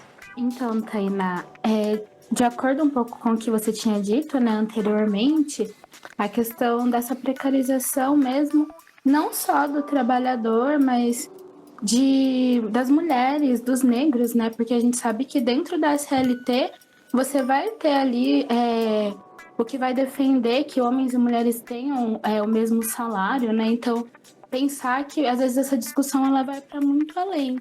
E pensar mesmo, será que flexibilizar essas leis, né, que são o único aparato ali de que o trabalhador tem para se apoiar na hora de exercer seus direitos, será que é tão benéfico assim? Será que se fosse, ele não ia garantir melhorias e não essa perca desses direitos? Então, só deixar mesmo isso para reflexão, né, e pegar um pouco da questão da necropolítica, que o Achille Mbembe traz nessa discussão, de pensar que toda essa política neoliberal, né, ela é voltada para atingir uma população específica, que a necropolítica a gente chama de política da morte, né, tem cor, tem gênero, tem classe social quem morre no Brasil hoje, quem é negligenciado pela assistência médica, quem não consegue emprego, então quem tem falta do que comer em casa. Então pensar que essa política neoliberal ela vai para muito além, né? Quem ela está atingindo, de quem ela está tirando. Então deixar esses pontos aí pra gente refletir um pouco também. Ou até melhor, né, Débora? Pra quem ela tá dando a fita essa, porque... Ai, gente... Olha, desculpa aí pra galera que tá escutando, meus companheiros e companheiras dessa caminhada aí de discussão, mas as minhas risadas, elas às vezes saem porque, olha, sei lá, né? Sei lá. A gente ri de nervoso, Tainá. A gente ri de nervoso, porque o mais engraçado é que eu me vejo em muitas situações como essa, né? Então, pensando em todas essas problemáticas, né? No aumento da jornada de trabalho, assim como quanto mais trabalho, melhor para você... Onde e como se dá essa relação com a cidade nesse todo?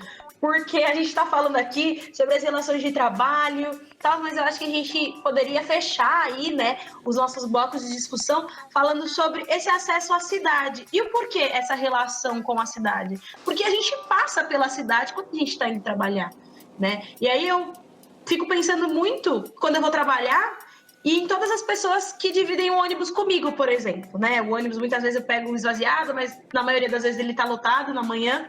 E será que elas não estão vendo o dia passar dentro de uma sala, assim como eu? Será que elas passam o tempo dirigindo, né? Que não se atentam às transformações ao redor, seja do dia como um todo ou do tempo, né?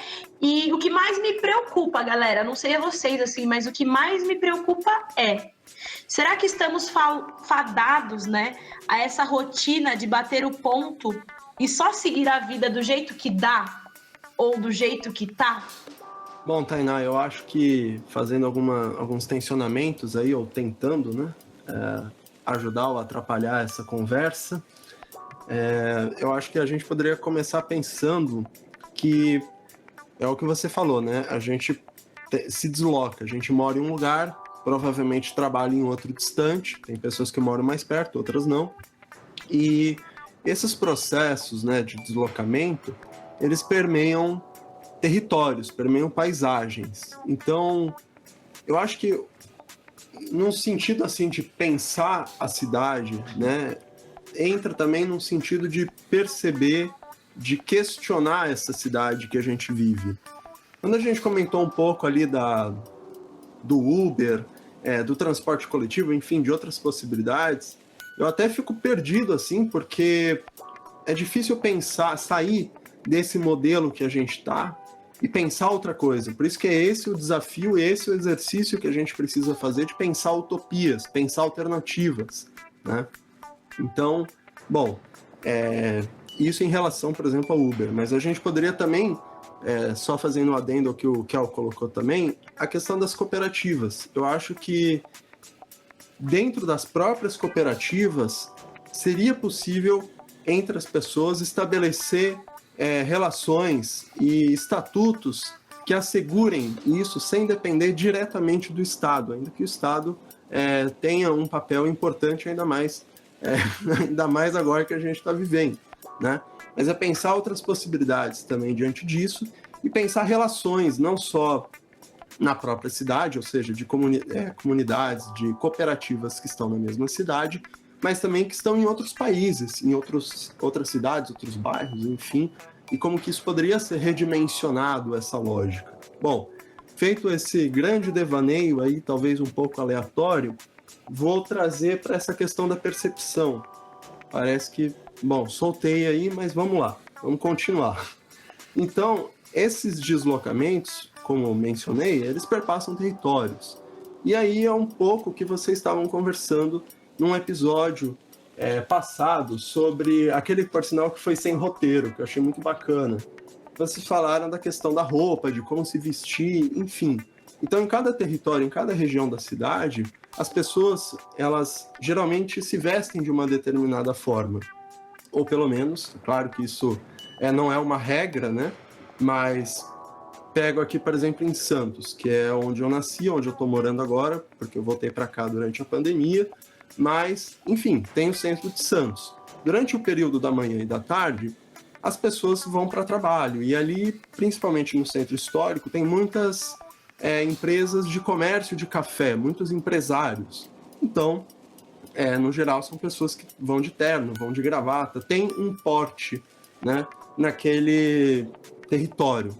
E aí, à noite, essa roupa, esse modo de estar na cidade, ele se altera, passando por uma questão que o centro passa meio que ser abandonado, vamos dizer assim, ele não tem mais uma, aspas, vida cultural, com exceção de algumas partes ali do centro histórico, que, enfim, é uma outra discussão, mas, enfim, tem um certo esvaziamento desse espaço, e esse deslocamento passa para as zonas mais periféricas, onde tem bares, enfim. Então, esses territórios, eles têm sua história, eles têm um processo porque isso ocorre, né?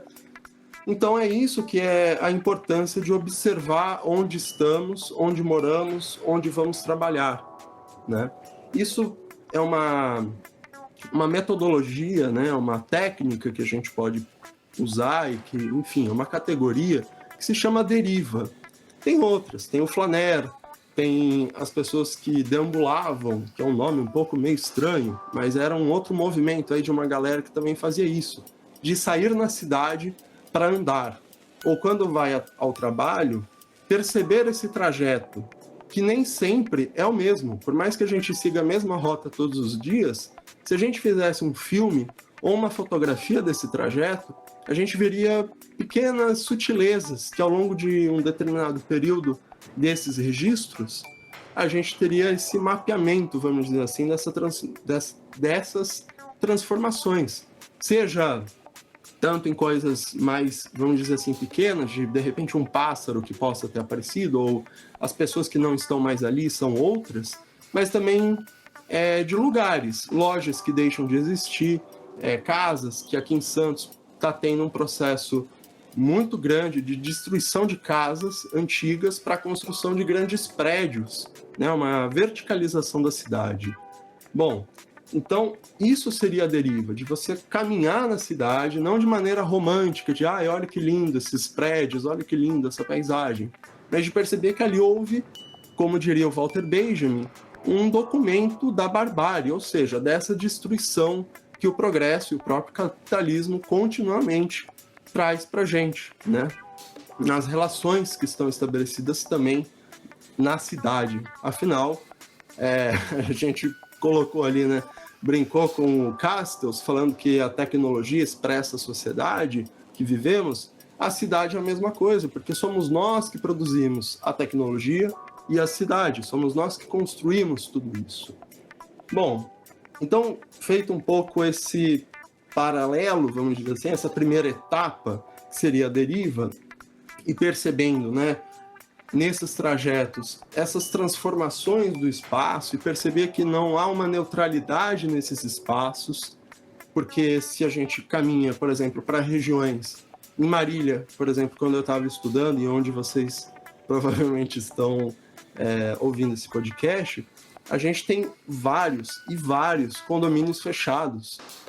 O condomínio fechado, ele é uma zona cercada, sitiada, que se fecha em si mesma. As pessoas não querem conversar, elas não querem ter uma relação pública com as outras pessoas da cidade, porque elas estão ali num âmbito exclusivamente privado. Cerceiam aquela possibilidade de usar aquele espaço para as outras. Então, isso é um pouco o que a Teresa Caldeira vai colocar na Cidade de Muros. Como a cidade é permeada por essas fronteiras, esses muros, que às vezes são muito visíveis, como um condomínio fechado, como às vezes são um pouco mais, vamos dizer assim, invisíveis ou sutis, como aqui em Santos, né? Com essa mudança de temporalidade e desses usos, ou seja, de dia é uma coisa, de noite é outra. Então não se dá explicitamente pelo espaço, mas pelo tempo. Bom, isso seria, né, reconhecer esse processo é importante, né? E esse processo pode ser feito a partir da deriva. E aí, finalizando isso, né, a gente precisa reconhecer que, mesmo tendo esse processo trágico, e como a Débora mencionou, que a gente hoje vive uma necropolítica, e eu até estenderia de maneira um pouco, talvez exagerada, mas, enfim, é um ecofascismo, como diria também o Carlos Taibo, ou seja, essa política de morte, de deslaceração das nossas vidas, dos nossos corpos, né? E aí, bom, eu diria o seguinte, a gente precisa novamente pensar possibilidades. E aí eu traria aqui, depois a gente vai conversando, eu não quero tornar um monólogo, mas aqui eu diria o seguinte, essa transformação, como o Kel colocou, o Renan Kel, a Débora, a Thaís, o João, enfim, todos nós, parte da gente, dessa necessidade da gente se organizar, se comunicar, se mobilizar para fazer isso. E aí eu traria alguns indícios possíveis, né? Que é o seguinte, tem algumas obras, e aí em relação à cidade, especificamente, né? Que poderia ser, por exemplo, o Yangel, que ele pensa, ele é um urbanista, ele é um arquiteto, e ele pensa como a gente poderia estabelecer, criar uma nova cidade a partir de métricas, medidas humanas, do distanciamento que a gente consegue ver com a visão, até onde que a gente consegue ver, até onde que a gente poderia ver. Então, muitas vezes, quando a gente anda na cidade, a gente não consegue ver um palmo na frente, porque tem um poste, porque tem uma propaganda, porque tem alguma coisa, tem um prédio. Então, pensar uma cidade que não tenha tantos limites, mas que expanda esse horizonte da visão, né? Então, essa seria uma das questões. A outra é reconhecer, a partir da nossa cidade, onde estão os pontos chaves.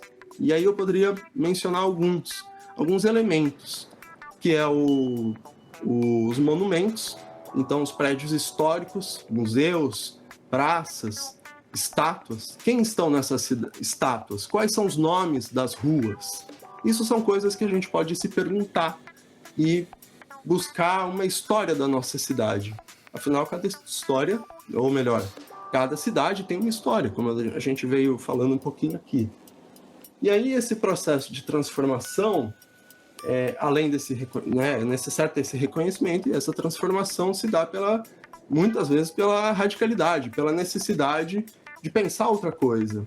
E aí eu lembro de uma frase aqui, que é o seguinte: sejamos realistas, exijamos o impossível. Não basta mais pensar o que dá, mas o que a gente precisa e deve fazer, né? Enfim, então, nesse processo, a Bell Hooks, que é uma ativista norte-americana negra, que teve um grande diálogo com o Paulo Freire, e, enfim, um grande pesquisador e educador aqui do Brasil, ela escreveu um livro chamado Ensinando a Transgredir, que é muito bom, que é um pouco como que a gente pode perceber nesse grande recorte fundamental que a Tainá colocou, de gênero e classe, mas também de raça, dessa sociedade que a gente vive, e como pensar outras relações a partir disso. Então a Bell Hooks eu acho que é muito bacana para isso. E uma outra forma, sem já me estendendo muito, é a partir do Murray Bookchin e da Janet Biel, que eles pensam formas comunitárias de se relacionar. Ou seja, a gente não tem uma cisão entre essa sociedade e essa natureza. A gente vive a natureza, a gente está na natureza e, portanto, qualquer discurso que diga, olha, isso é moderno, sendo que o moderno, enfim, já passou, né? Poderia dizer contemporâneo, mas enfim. Então, essa tecnologia, essa coisa moderna, na verdade, ela está imbricada num discurso, numa ideologia, como o Renan veio nos explicando, e a Débora, o João e a Tainá também, a gente foi conversando aqui no podcast. E é um pouco isso, né? Reconhecer isso, tudo isso, da natureza, da sociedade, da tecnologia, da cidade, enfim, para pensar uma transformação. E aí, no caso, o Bookchin, ele traz essa coisa do municipalismo, da gente retomar outras formas de organização da nossa cidade, de retomar polis, da gente ter espaços públicos para debater a cidade. E aí é isso que eu deixaria aí a provocação para vocês. Vamos pensar em lugares que a gente possa conversar sobre os nossos perrengues, porque é isso. Ter treta, ter diálogo, abraçar, chorar e, enfim, a gente precisa disso. Somos humanos, afinal de tudo, né? Então, acho que é um pouco isso. Desculpa se eu me estendi. Precisamos, inclusive faremos, né? Eu só queria, só uma complementação, galera, sobre isso que você colocou sobre a deriva, né? Eu morava em João Pessoa, uma região de mar, né? Muito mar, praia e tal. E eu passava o dia inteiro no shopping, né? Eu saía de casa às 8 da manhã e voltava para casa depois das 18. E shopping não dá para você ver muito bem como é que funciona, né, a modificação do dia. Eu só sei que eu entrava de manhã e saía à noite. Essa era a minha noção. E no caminho, como João Pessoa, ela é circundada por mar, então todo lugar que o ônibus passa, em algum momento ele vai passar pelo mar, eu sempre filmava, né? E eu acho essa história muito engraçada, porque eu sempre filmava o mesmo mar. E eu tô falando isso porque minha mãe, ela sempre me mandava uma mensagem assim: por que você tá filmando o mesmo mar? Ele não é o mesmo mar, né? Eu acho que era o único momento que eu tinha de conexão com eles, se não fosse no dia da minha folga, se eu não tivesse que fazer outras coisas e fosse pra praia, né? E aí eu falei pra ela, é a única relação que eu tenho com ele e ele sempre muda. Hoje, por exemplo, a maré estava mais cheia, ontem estava na baixa, né? Hoje a água estava chegando até ali, olha, aquela pessoa, ela passou aquele dia e no outro não passou mais, como você falou mesmo, né? A gente precisa ter mais essas relações. E agora, trabalhando em outra empresa, eu fico pensando, coloco meu foninho no ouvido e penso, calma, antes de entrar no trabalho, Esse é o único momento que eu tenho comigo, mesmo compartilhando com outras pessoas. Então eu preciso me concentrar. Porque se a gente também, eu acho que isso é muito difícil, né? Ir para o trabalho sem pensar no trabalho, eu acho que é impossível, porque a gente vai pensar no acontecimento que teve no dia anterior, como é que vai ser naquele dia que a gente está indo para o trabalho, e aí eu tô tentando me concentrar justamente nisso, assim, se pega em outras coisas, vê aí a rua, escuta a sua música, né? Então acho que essas são as dicas para a galera que está nessa mesma situação, de que muitas vezes a gente só consegue pensar nesse trabalho, né? Nessas relações e o que está nos esperando, o que a gente deixou de fazer ontem para fazer hoje, ou saber que quando a gente chegar vai ter mais trabalho, né? Então acho que essas reflexões que ficam aí. Só um detalhe que você comentou, Tainá, que eu acho que é interessante, que quase passou aí batido. Que essa discussão da Teresa Caldeira, quando ela fala da cidade de muros, ela fala dessa cidade fortificada, né? De uma cidade que tem essas fronteiras, esses muros, enfim. Estou tentando procurar uma outra palavra, mas vai ficar isso mesmo. E eu acho que é importante também trazer um outro ponto dessa obra que é fundamental porque a gente está pensando hoje. Na época, ela falava dos motoboys, de uma questão mais geral, assim, das entregas, enfim. Não como está consolidado hoje a partir desses aplicativos, dessas empresas financiarizadas, dessas grandes corporações, como a gente veio falando. Mas, quando ela fala dos motoboys, ela fundamenta o seguinte ponto, que são eles que fazem esses trajetos, eles que cortam a cidade. Porque, por exemplo, a gente pode estar obviamente, na nossa casa e tal, e pedir uma coisa. Mas, enfim, no geral, quando as pessoas estão... Quando ela menciona, né? Dá um exemplo, ela coloca nos condomínios fechados, né? Em zonas privilegiadas de quem na classe está na elite, está na burguesia, enfim. E essas pessoas, para elas não precisarem sair dos seus muros, da sua, vamos dizer assim, da sua casinha ali, da sua fortaleza de cristal, elas chamam um motoboy, né? Hoje a gente poderia dizer o Uber, a gente poderia dizer o iFood ou outras. Ou inclusive, quando a gente vai para uma outra cidade, o Airbnb acaba sendo também, para muitas pessoas, uma opção de morar, né? De alugar um espaço por um determinado tempo, em vez de ficar na casa de alguém, por exemplo. Então, tudo nesse processo de uberização também passa a ser capitalizado, cobrado, né? A gente passa uma vida ainda mais voltada para o dinheiro, nesse sentido. E aí é um pouco isso. Então, esse processo da uberização, e aí no caso das entregas e do transporte, do Uber, também é nesse sentido de como que as pessoas passaram a utilizar isso para não sair das suas fortalezas de cristal, e aqui eu evidencio uma classe muito específica, né? Porque a gente às vezes sai, mas também não tem problema pedir um Uber ou pedir um iFood, mas enfim, só trazer essa crítica da Teresa Caldeira que eu acho que é importante, que ela traz na obra. E realmente essa questão de como se deslocar indo para o trabalho sem pensar no trabalho é algo também difícil de fato, né? Eu acho que, bom, tem brechas, a gente tem que pensar essas rupturas, mas a gente tem que, sei lá, é meio difícil, mas eu acho que a gente tem que pensar outros momentos, de repente, que a gente tenha esse tempo livre que está cada vez mais escasso, né? Porque faz parte também dessa lógica da uberização de que a gente não tenha mais tempo livre, e sim tempo de trabalho apenas. Mas eu acho que a gente, enfim, precisa cotidianamente tentar romper isso, e é muito difícil e é foda, mas jogar essa provocação. Eu estava ouvindo a fala do Breno e eu lembrei de umas aulas que eu tive no primeiro ano do curso, né, em antropologia. E a gente discutiu muito essa questão da cidade, né? O que é a cidade? E o que é esse tempo que a gente não está trabalhando? Aí eu ia deixar até uma indicação do livro, né, Festa no Pedaço, Cultura Popular e Lazer na Cidade, do Manhani, e que ele traz justamente essa questão, né, que esse tempo que a gente não está trabalhando, esse tempo de lazer, ele também pode ser um momento de construção política. Então, demonstrar um pouco de como é importante a gente ocupar esses espaços, né, como vocês mesmos falaram anteriormente, de discutir com o seu vizinho, porque até a própria organização proletária, ela vem a partir da conversa, né? Então, às vezes você tá ali discutindo com um sobre uma dificuldade que você teve no trabalho, ou algum problema, uma situação que você teve, e a partir daí começam essas organizações populares. Então, ressaltar um pouco da importância de se ocupar os espaços públicos, né? Que também são nossos.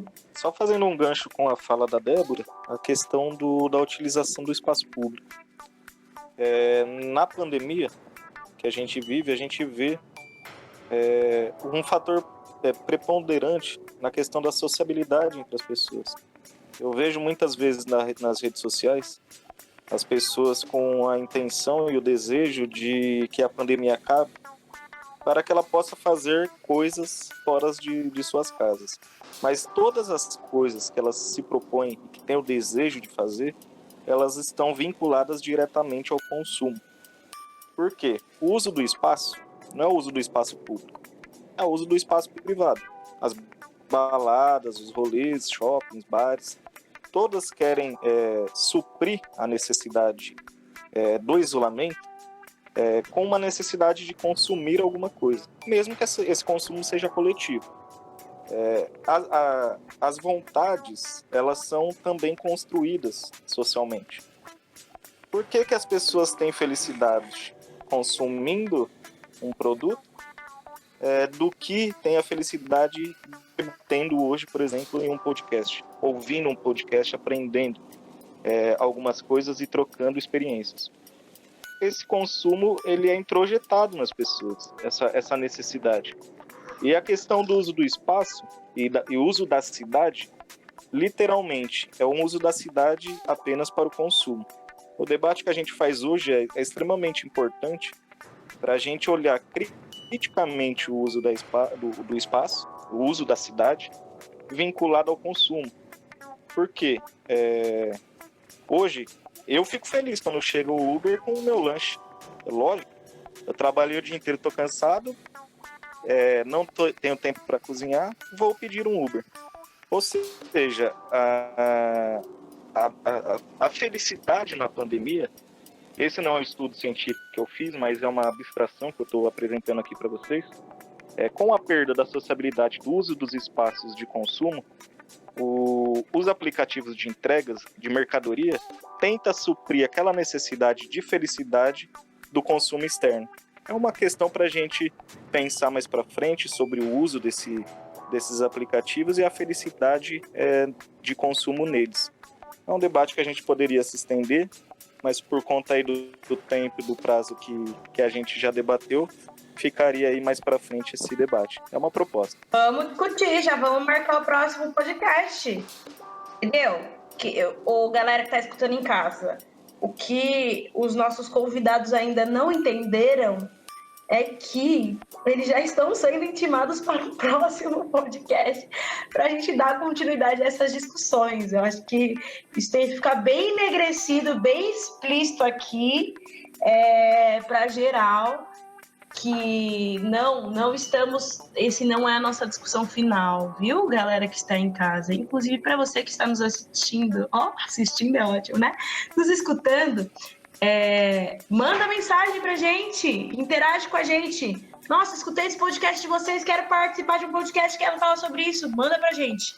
Estamos super abertos aí a propostas de discussões, principalmente aquelas que surgem a partir do seu envolvimento com o nosso podcast. Então já deixo aí também esse espaço aberto. É isso, pessoal. Obrigado por terem escutado até aqui. Sabemos que esse assunto não se esgota. Agora é hora de continuarmos pesquisando e lendo sobre essas modificações que vem acontecendo no mundo e no trabalho. E Tainá, não se esqueça de deixar as fontes dos textos, entrevistas e mesa aqui, para o pessoal que ficou curioso com o assunto. Pode deixar, João, não vou esquecer. Inclusive, para todo mundo que falou, Breno, Renan, Débora, vamos deixar as nossas referências aqui, tá? Eu prometo que vou fazer esse passadão pra gente já deixar no texto do nosso podcast todas as referências que a gente usou, não só as que a gente usou, mas indicações. Então, gostaria de agradecer também imensamente a vocês que aceitaram esse convite, tá? Renan, Breno, Débora, João, a gente fazer esse podcast. E o pessoal de casa, né, que está nos escutando até agora. Queria também agradecer a oportunidade de ter seguido com o podcast até aqui, esse momento da minha vida. Me despedir, como eu disse, precisamos de transformações e o podcast também passa por esses momentos de transformação. Então, provavelmente esse é o último podcast que eu faço enquanto mediadora, enquanto pensadora da proposta do podcast. Espero que eu seja convidada para falar muito ainda, mas queria agradecer imensamente, então, ter produzido até aqui e dizer que é um até breve, viu, pessoal? Então, valeu, brigadão. E, galera, se vocês quiserem também agradecer, fiquem à vontade, o microfone está aberto. Deixem aí divulgação dos seus trabalhos também, sejam eles autorais, compartilhados, projetos de vidas e leituras. Eu gostaria de agradecer aí pelo debate riquíssimo que a gente teve hoje. Agradecer a Débora, a Tainá, o Breno, o João. E poder compartilhar um pouco aí do que eu sei e aprender muito com o que vocês falaram. Espero aí não ser o primeiro e nem o último podcast que eu faço com vocês e que a gente sempre possa aí trazer informação, teorias, debates e formas de resolver os problemas que a gente enfrenta na atualidade. É um grande prazer aí ter feito parte desse podcast. Eu queria agradecer a vocês também, a todos que comporam a mesa comigo. Eu adorei participar, foi muito enriquecedor esse diálogo. E espero aí, deixar a recomendação dos outros podcasts também, aqui do Ciência na Rede. E agradecer a todos vocês. Bom, então reitero aqui meu agradecimento pelo convite. Foi uma honra ter participado aqui com vocês, essa conversa. Fiz várias anotações aqui também para pesquisar e continuar lendo depois. E eu só vou comentar duas coisas, né? Duas, além dessas indicações aí já mencionadas, que eu vou passar para a Tainá. Pôr na descrição aí, que eu acho que vai ficar mais fácil. Mas gostaria de só retomar aquele documentário que foi produzido durante essa oficina de audiovisual da USP, com parceria da Universidade Nova de Lisboa, que foi o doc Um Ouvido no Fone e o Outro na Cidade, que foi um pouco esse desafio de pensar um filme na pandemia, com toda essa situação, cada um numa cidade, pensar esse trabalho autogestionado, coletivo, foi muito bacana, e tem um pouco a ver com o que a gente debateu hoje, né, com relação a essa uberização, esse uso dos aplicativos. Mas lá, especificamente, a gente trabalhou como a música está no cotidiano desses e dessas trabalhadores e dessas trabalhadoras. Então, fica aí a dica desse doc, desse curta documental. E faço um outro pequeno jabá aqui, se não for me estender demais, do podcast de Marte, que é um que eu tento fazer aí, compartilhar algumas reflexões. Então eu também estendo o convite aí para a gente pensar esse podcast coletivamente, eu acho muito bacana. E como uma forma também de protesto e de reorganização desse trabalho acadêmico, intelectual, que muitas vezes a gente pensa que ele deve ser individualizado, que tem uma pessoa que vai lá, vai para campo, vai pesquisar, vai na biblioteca, enfim, lê um monte de coisa e traz uma nova ideia. Eu acho que isso precisa ser pensado, repensado novamente, né, as utopias, e compartilhado. Então esse espaço aqui ele é muito bacana no podcast Ciência da Rede e outros espaços que a gente possa construir e criar, porque a gente precisa disso, né? E esse doc também foi um exemplo de produzir um documentário coletivamente. Então eu acho que é isso que a gente também precisa nesse momento, né? Se juntar, se ajuntar e pensar. Então é isso. Só diria essas duas indicações e novamente um agradecimento aí a todos, todas e todes que ouviram.